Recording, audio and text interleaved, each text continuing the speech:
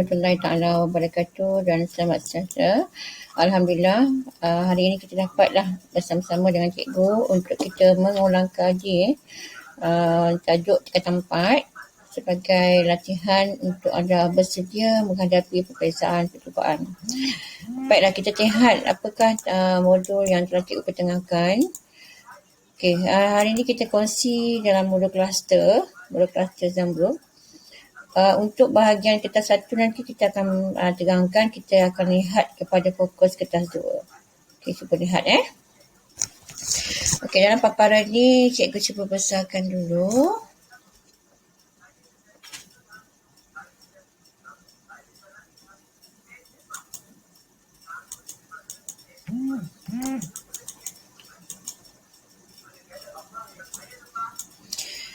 Okey, peran dunia pertama. Peran dunia pertama, cuba anda lihat kalau ada buku teks ataupun buku teks digital, anda lihat muka surat 54 ataupun 55 Muka surat 54 ataupun 55.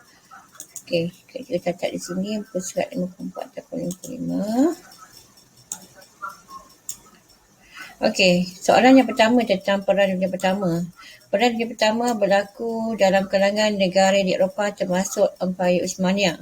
Soalannya apakah peristiwa yang berlaku di Eropah yang dianggap sebagai pencetus berlakunya Perang Dunia yang Kedua?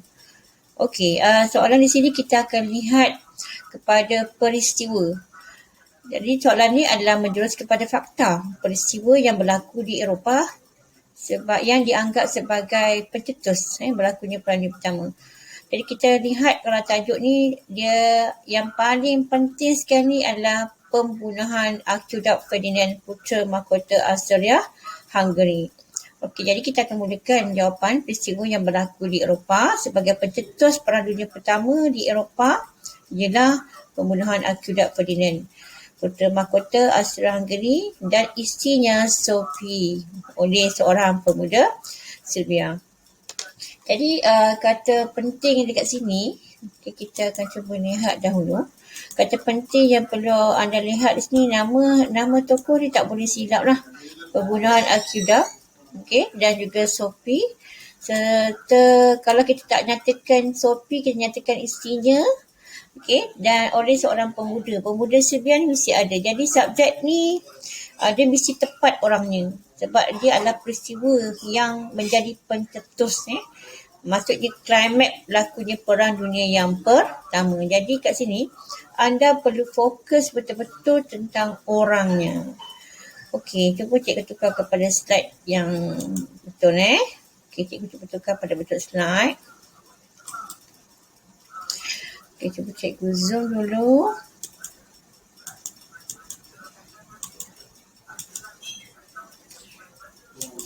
Okey, dalam tajuk-tajuk ni dia banyak jadi kita akan fokus kepada ke depan pula.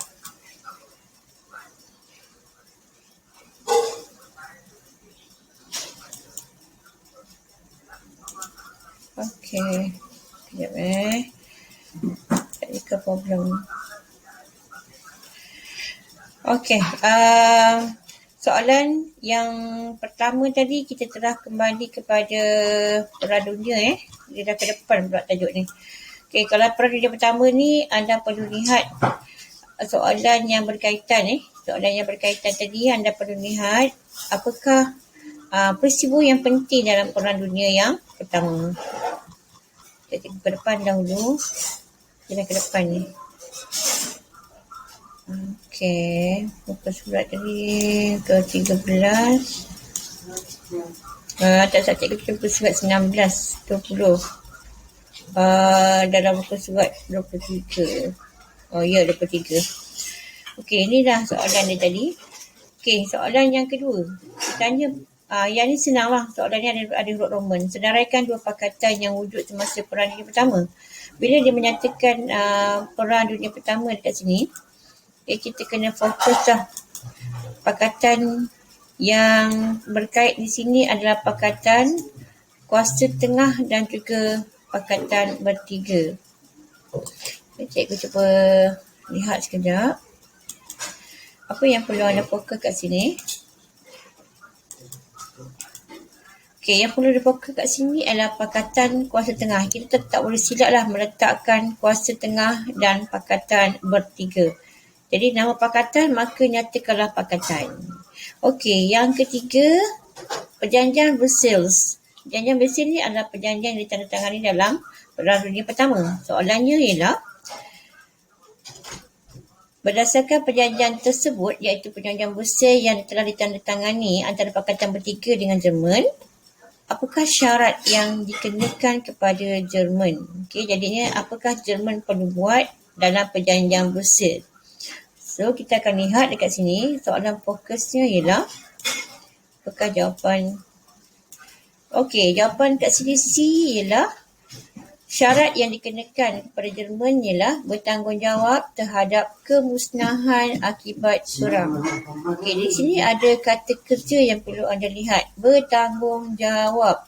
Kerja, membayar, mengehatkan, menyerahkan. Seperti cikgu beritahu sebelum ini, bila soalan seperti apakah, maksudnya apa yang dibuat. Okey, apa yang dibuat. Apa yang dibuat tu adalah kerja lah. Pekerjaan. Pekerjaan apa yang dibuat, jadi kita mesti menggunakan kata kerja. Kata kerja di sini boleh nyatakan membayar, mengehatkan, menyerahkan sesuai dengan tajuk kontrak dalam ini lah, dalam perjanjian Versailles. Okey, jadi kat sini dia bertanggungjawab. Bertanggungjawab adalah menunjukkan kata kerja. Apa yang perlu dibertanggungjawab? Bertanggungjawab terhadap kemusnahan perang kerana dia telah memulakan peperangan. Kemudian membayar pampasan. Okey, jadi kamu kena tahu dekat sini apakah nouns kata nama ataupun fakta dia. Kalau kita belajar bahasa Melayu adalah nouns kata nama. Tapi kalau kita belajar berkaitan dengan sejarah ni, maka dekat sini dia lah fakta dia lah. Bertanggungjawab tentang apa? Bertanggungjawab terhadap kemusnahan akibat perang. Kemudian membayar apa? Membayar pampasan. Okey, kemudian mengehatkan apa? Mengehatkan saiz angkatan tentera. Menyerahkan apa? Menyerahkan wilayah dan tanah jajahan. Jadi kena ada kata, kita mengatakan fakta di sini adalah apa. Apa dia yang kena dibuat. Okey, jadi inilah yang indikator yang perlu kamu meletakkan di dalam soalan sini. Ramai para pelajar kadang-kadang kata fakta inilah yang tidak tepat. Okey, bila tidak tepat dia menjawab secara umum, yang itu yang akan dipertimbangkan oleh pemeriksa. Maka jawapan ini perlu ketepatan. Dan tepat tu mesti dalam melalui pembacaan. Kita lihat soalan ni walaupun 2 markah. Ada payah tanya, cikgu 2 markah ni nak jawab berapa? Okey, kalau bagi cikgu lah, biar lebih jangan kurang. Dalam soalan PSA macam ni, ingat kata kunci tanggungjawab, bayar, had, serah. Okey, tanggungjawab dalam kurungan tu adalah musnah. Bayar dalam kurangan pampasan. Had dalam kurangan saiz. Serah dalam kurangan wilayah. So, awak kena faham keempat-empat ni. Mesti awak ingat. Boleh terus jawab 4 isi. Boleh juga jawab 3. Sebab pemeriksa akan memberi markah hanya 2 saja yang tepat. Baiklah, soalan yang D pula. Biasanya adalah soalan kebat. Kita lihat soalan ni tentang iktibar. Okey, dia tanya iktibar daripada peristiwa Perang Dunia yang Pertama. Soalan seperti ini, dia boleh menjadi terbuka dan dia juga boleh menjadi dalam bentuk yang berkaitan. Okey, iktibar tu berkaitan dengan peristiwa yang berlaku dalam Perang Dunia Pertama. Tetapi secara analoginya, soalan seperti ini boleh difikirkan sebab tentang perang. Okey, apa sahaja kemungkinan yang berkaitan dengan perang, kita boleh kaitkan dengan iktibar. Iktibar di sini adalah menunjukkan kepada pengajaran. Okey, adakah setengah para pelajar dia menyatakan iktibar kita hendaklah, kita haruslah. Itu adalah ayat penyelamat anda. Kalau kita nak menjawab soalan, kita tak nak lari daripada konten, kita menjawab perkataan kita hendaklah, kita seharusnya, kita perlulah. Itulah iktibar. Okey, seperti kita menjawab dalam bahasa Melayu. Okay, soalan ni adalah soalan kebat yang tidak boleh anda tinggalkan sebab dia membawa markah yang sangat besar. Sebab tu kalau awak lihat soalan ini, soalan nombor 1 ni fakta. Soalan 2 ni fakta. Soalan 3 fakta. Soalan 4 ni soalan kebat. Jadi soalan ini, katakanlah anda terlupa kepada syarat, tapi tak kalau anda tinggalkan soalan yang 4 markah di sini. Okey, jadi rebut peluang yang ada 4 markah di sini untuk menjawab yang terbaik. Maka jawapan anda di sini ialah iktibar daripada peristiwa Perang Dunia Pertama. Kita akan lihat tadi jawapan rasional yang berkaitan ialah tentang perang lah. Okey, dalam peristiwa ni perang. Apa perang tu membawa apa? Jadi kita akan lihat kepada kesan. Okey, konsep kesan di sini, maka kita akan lihat konsep kesan. Okey, kalau cikgu cuba conteng kejap. Okey, harap-harap ada conteng lah. Kertas contengan. Okay, di mana kita boleh conteng kejap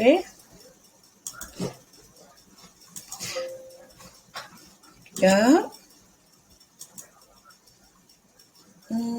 Okey, dia pula jadi macam ni pula. Okey, kejap.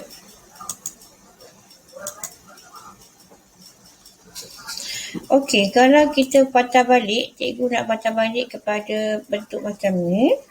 Okey. Kita cuba besarkan. Jelaskan iktibar daripada peristiwa Perang Dunia yang Pertama. Okey, yang inilah fokus tadi Perang Dunia Pertama. Okey, cuba cikgu tengok sekejap. Okey. Modifier kalau kita berlari memang dia akan patah balik. So, kejap cuba tengok kejap pointer. Okay, pointer, point, highlight pen. Cuba gunakan highlight pen. Kemudian cikgu pergi kepada modifier. Kita besarkan sedikit supaya kita nampak apakah menconteng pun nampak sikit lah. Okey, iktibar daripada peristiwa perang ni lah peperangan tu membawa kemusnahan. So kata kunci kat sini musnah. Kata kunci yang kedua adalah korban. Korban apa? Korban tentulah korban nyawa kan. Yang ketiga menunjukkan konsep kestabilan. Yang keempat menunjukkan kaitannya dengan keamanan. Yang kelima berkaitan perdamaian. Jadi iktibar ni dia ada dua. Okay? Kita boleh menyatakan yang pertama adalah kesan peperangan itu, iaitu kerana peperangan daripada peperangan ni, kesan ni, iktibar daripada peristiwa perang ni adalah membawa kemusnahan atau benda. Okey, kemusnahan atau benda seperti tempat tinggal dan sebagainya. Okey, selain itu peperangan juga menyebabkan korban nyawa yang banyak. Seterusnya, menjejaskan kestabilan politik. Itu kesan, okey. Menyebabkan stabil politik satu negara tidak stabil. Kita kaitkan dengan PES kat sini. Politik, ekonomi dan sosial, PES. Mana-mana kalau seorang iktibar, kita jangan lari konsep PES ni. Okay?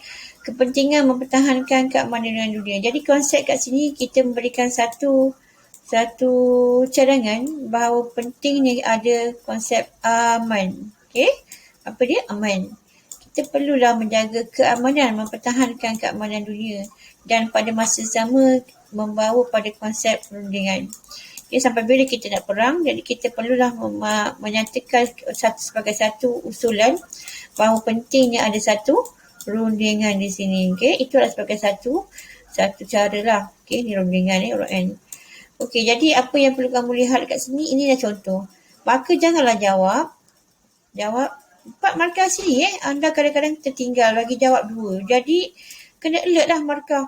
Bila jawab 4 markah di sini, maka anda sekurang-kurangnya cikgu kata biar jawab lebih. So nyatalah paling mudah, musnah, korban, tidak stabil. Mementingkan kita perlulah mempertahankan keamanan dan pada masa sama kita mengutamakan rundingan. Itu adalah salah satu cadangan kita dalam iktibar. Iktibar juga boleh merupakan cadangan. So selain kita membicarakan tentang kesan, kita juga boleh memberikan satu aspek tentang cadangan. Okey, iktibar kita mengambil satu ibrah dalam satu peristiwa perang. Kita dah berlaku satu peristiwa kan, yang telah berlaku pada zaman dahulu, apa ibrahnya?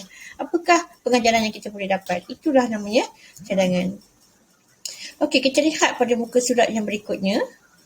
Okey, muka surat yang berikutnya adalah berkaitan dengan serangan Jepun. Okey, serangan Jepun di tanah Melayu pada 8 Disember. Okey, kalau awak lihat tajuk Jepun ni, okey, awak lihat pada tajuk Jepun ni kita bergantung pada modul Jadi kalau tengok modul ni Perang Dunia Pertama dia melangkau Perang Dunia Kedua, dia terus masuk kepada faktor kedatangan Jepun. Faktor kedatangan Jepun ni ada berkaitan dengan juga sebelum ini kita akan lihat Perang Dunia yang kedua. Perang Dunia yang kedua ada berkaitan dengan Jepun, itu berlaku dalam Perang Dunia kedua. Tetapi ini lebih kepada negara kita dan tentang faktor dan dasar. Kalau lihat pada tajuk ini, dia berada pada 3.5 dan 3.6 yang berada pada tajuk dasar pendudukan Jepun di negara kita dan juga tentang bagaimana datangnya Jepun ke negara kita. Faktor. Apa faktor datangnya Jepun ke negara kita? Jadi ini ada kesan daripada Perang Dunia yang kedua yang berlaku di negara barat. Okey, serangan tentera Jepun kalau lihat di sini berlaku pada 8 Disember di Tanah Melayu, manakala di Sarawak bermula pada 16 Disember. Berarti lebih kurang 8 seminggu selepas berlakunya di Tanah Melayu, berlakulah serangan di Sabah dan Sarawak. Seminggu selepas di Tanah Melayu. Okey, soalan dia direct. Dia suruh nyatakan dua slogan. Soalan macam ni, bila ada huruf Roman, anda terus jawab je. Tak payah buat panjang-panjang.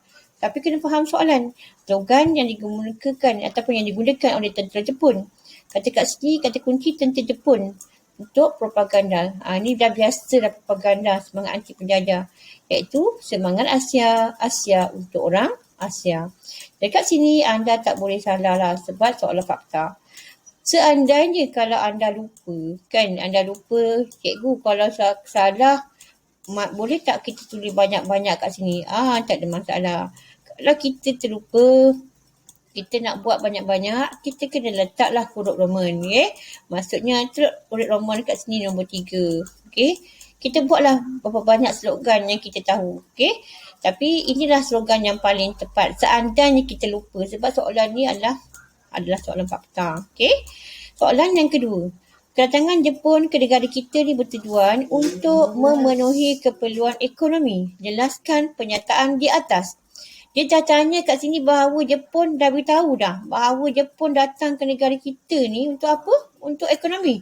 Bermotifkan ekonomi. Jadi kita jangan tengok fokus-fokus lain. Kita hanya lihat pada tentang aspek ekonomi. Iaitu tentang eksploitasi sumber bahan mentah. So, fakta yang pertama kita tahu dalam kedatangan Jepun ni ada dua faktor. Satu berkaitan dengan ketenteraan, satu berkaitan dengan bahan ekonomi lah, iaitu bahan mentah. So, indikator yang pertama adalah berkaitan dengan bahan mentah. Bukan mana-mana tajuk orang barat ke ataupun Jepun ke datang ke negara kita adalah berkaitan dengan bahan mentah. So, eksploitasi sumber bahan mentah. Barulah kita memberikan huraian. Sebagai contohnya, kita akan nyatakan Jepun datang ke negara kita untuk mengeksploitasi sumber bahan mentah. Kita nyatakan sini adalah untuk apa dia eksploitasi? Untuk adalah kata hubung yang sesuai. Untuk keperluan industri. So, kata yang awak perlu ingat bagi huraian yang pertama, faktanya adalah industri. Ekoran pembaharuan Meiji dan operasi ketenteraan Jepun. Kita tahu bahawa berlaku pada masa itu di negara Jepun sana adalah berlaku pembaharuan dan ada ketenteraan dia. Kemudian dia bagi contoh juga huraian. Seterusnya, selain itu, kita nyatakan bahawa tanah Melayu juga merupakan pengeluar utama. So, kata fakta di sini adalah pengeluar utama. Huraian yang kedua, kita nyatakan pengeluar utama. Kita boleh terus jawab sini pengeluar ataupun dalam kurungan tu biji timah. Sebab itulah mereka bersungguh-sungguh untuk datang ke tanah Melayu. Lepas selain pada biji timah adalah getah. Jadi sumber tu banyak di mana? Di tanah Melayu. Kita nyatakanlah dengan tepat biji timah dan getah. Kemudian huraian yang ketiga. Selain tu ada juga sumber-sumber yang lain seperti emas, biji besi, arang batu dan bauksit. So kat huraian 3 ni adalah sumber-sumber lain. Kita akan menyatakan sumber-sumber lain. Kita bila mencatat seperti ini, kamu kena tahu apakah kata kunci yang sesuai. Barulah kamu boleh menjawab dengan baik. Sasaran Jepun di Sarawak untuk mendapatkan minyak. Contoh, kenapa Jepun pergi ke Sarawak? Kerana dia target kat situ ada apa? Ada minyak. Di mana? Di Miri dan juga di Lutong. Okey, kalau kita akan lihat di sini ada inferen yang dinyatakan. Jadi inferennya kat sini inferen. Okey, Jepun, kedatangan Jepun ni adalah merupakan sebahagian. Kita ambil kata soalan tadi, kedatangan Jepun merupakan sebahagian daripada rancangan bagi menjayakan pembentukan kawasan lingkungan kesemakmuran Asia Timur Raya untuk mengukuhkan ekonomi Jepun.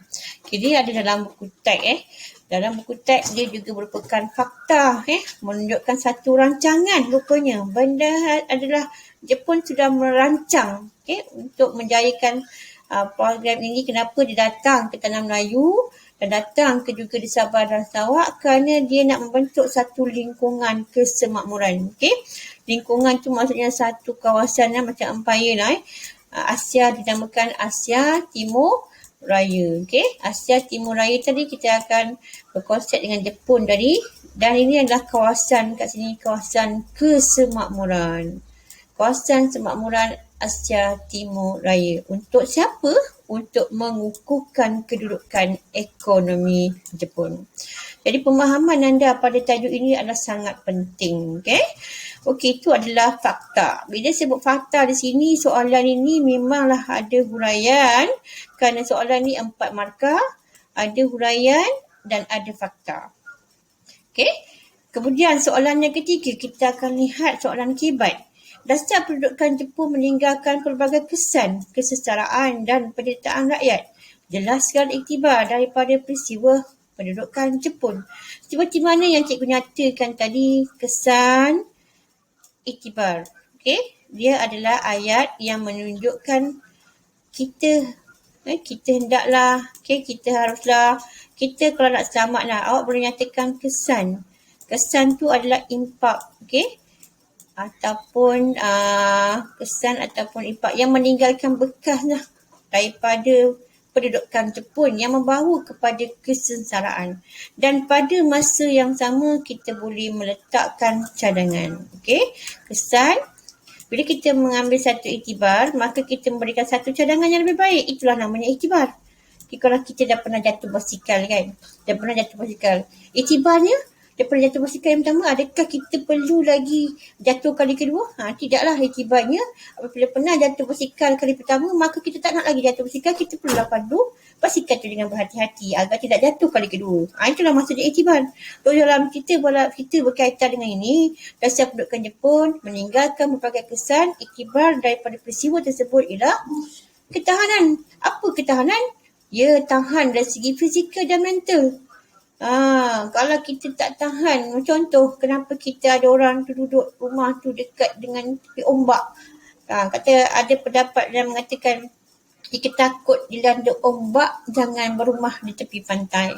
Tapi ada orang yang berduduk rumahnya dekat dengan ombak, dekat dengan laut. Berarti mereka itu dah tahan, dah biasa. Contohnya orang Sabah dan Sarawak ataupun orang Kelantan dan Terengganu dah biasa berlaku banjir.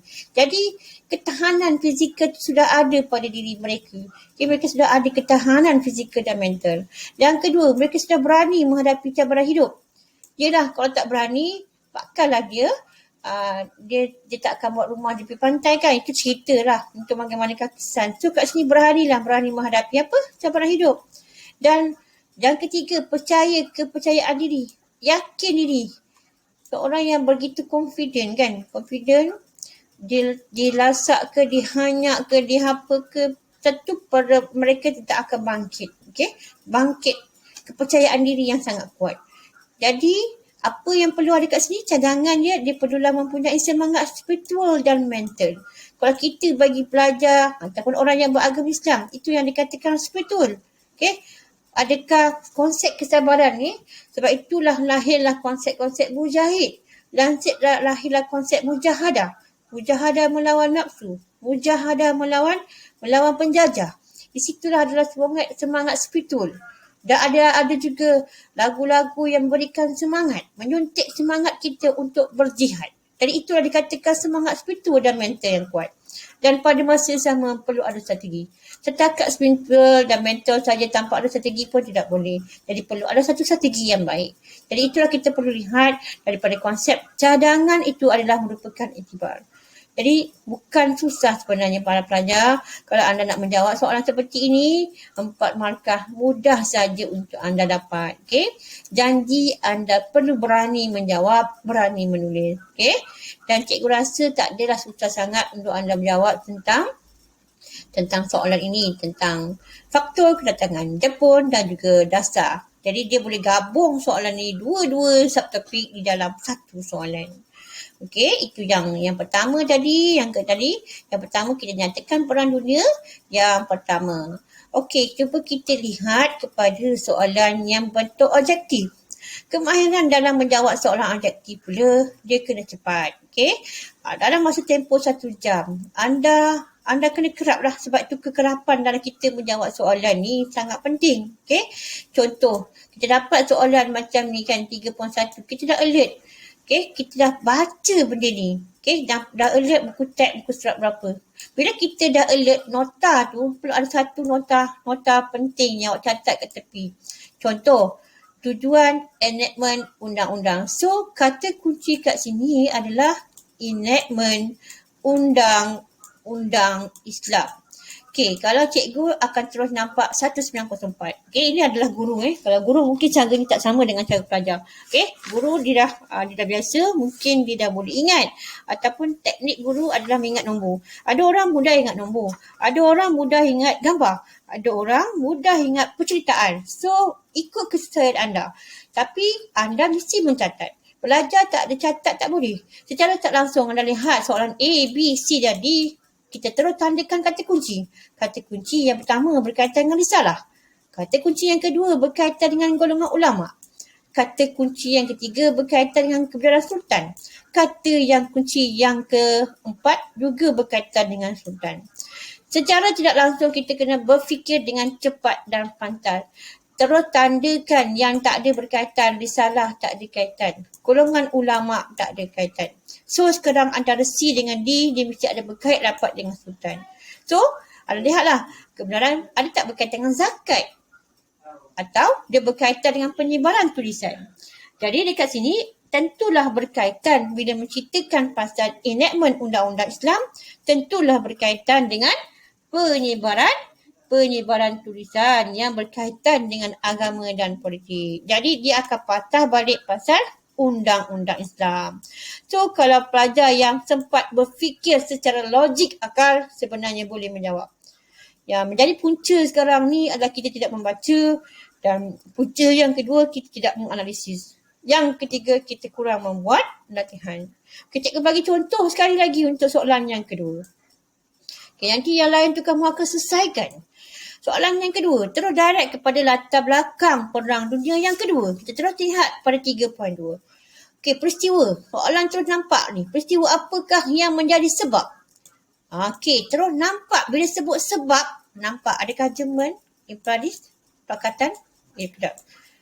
Orang yang dah cerdik, dia akan dah tahu dah. Tak payah tengok, terus tahulah tentang sebab, tentang perangnya. Sebab terjerumusnya Perang Dunia Pertama, tak lain tak bukan adalah pembunuhan akibat Ferdinand. Kerana itulah pelajar tu dah biasa menjawab soalan seperti ini.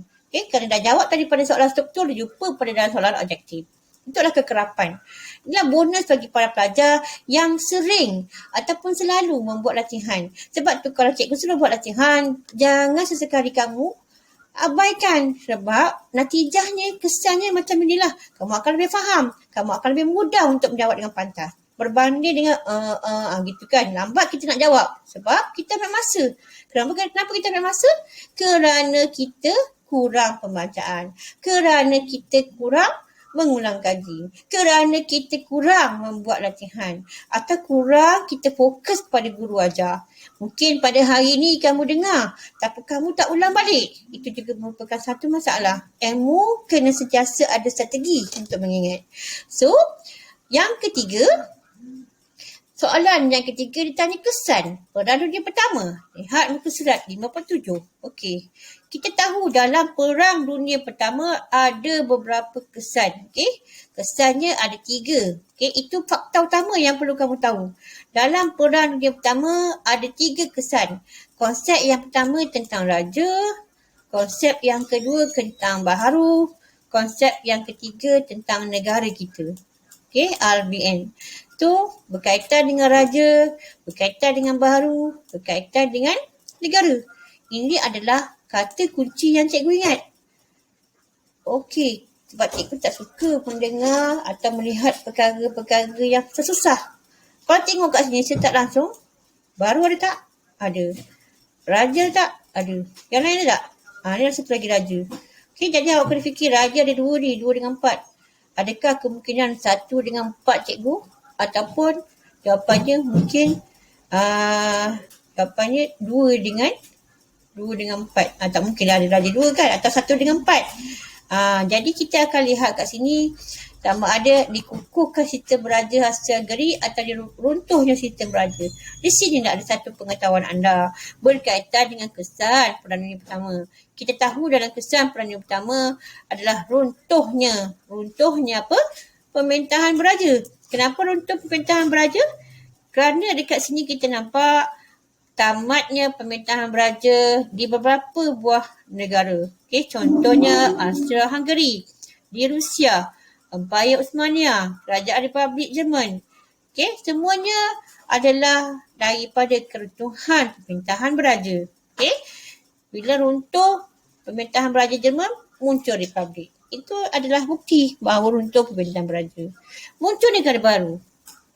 Runtuh kat sini sepatutnya dia runtuh. Yang jawapan 4 ni, dia bukan kukuh sistem beraja. Okay? Dia sepatutnya dia runtuh kat sini.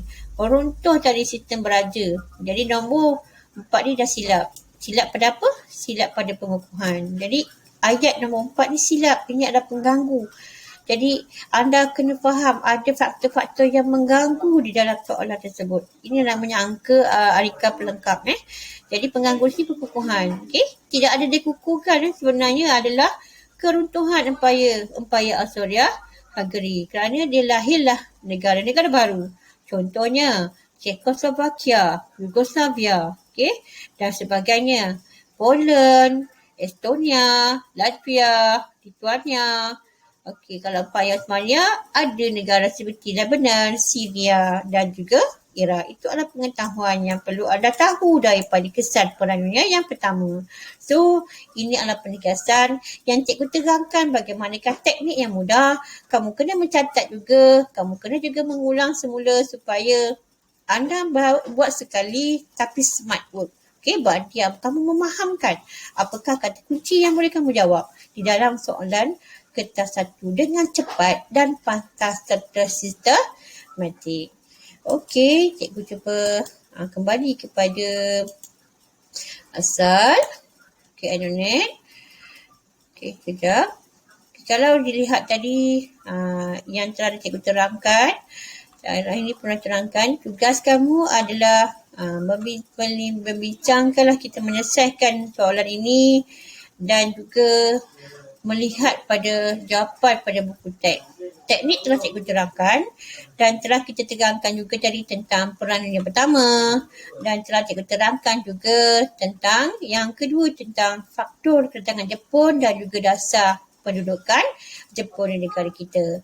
Okey, jadi cikgu harap anda semua dapatlah menyiapkan tugasan yang telah diberikan. Okey, cikgu dulu stop.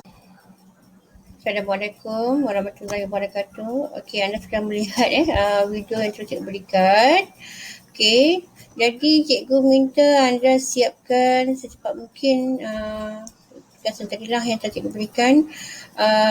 Tugasan yang terdahulu pun anda kena hantar dekat Telegram. Okey, pastikan apa benda kita diberi tugas oleh guru jangan bertanggung. Itu adalah satu amanah yang perlu anda ikut dan anda perlu buatlah arahan guru, tak boleh ingkar. Arahan guru tak boleh kita tinggalkan. Kita harus submit now wa ata'na. Kita dengar kata guru dan kita buat. Bukan kita submit now wa asana. Semoga pada semua dapat menyiapkan tugasan yang telah cikgu berikan tepat pada masanya. Okey, sekian dahulu. Wabillahi taufiq wal hidayah. Wassalamualaikum warahmatullahi wabarakatuh. Terima kasih semua.